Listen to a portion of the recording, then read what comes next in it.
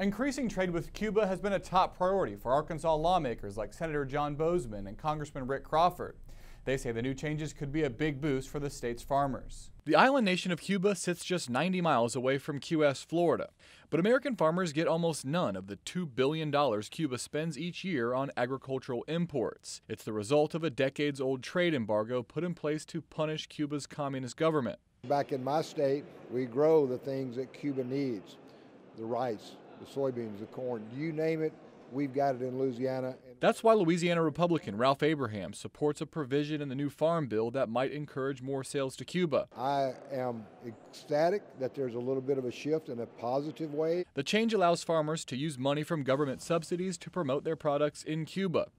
Jim Bialik with Engage Cuba. Being able to market to Cuba and have farmers travel to Cuba is great to get them engaged with understanding what the population needs and wants. But even supporters admit these changes won't drastically increase agricultural trade between the U.S. and Cuba.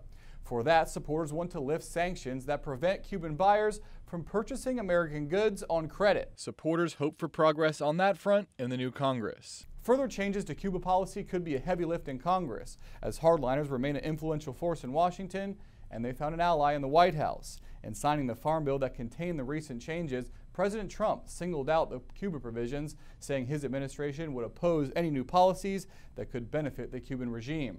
Reporting from Washington, I'm Petrimoulx, KRK4 News.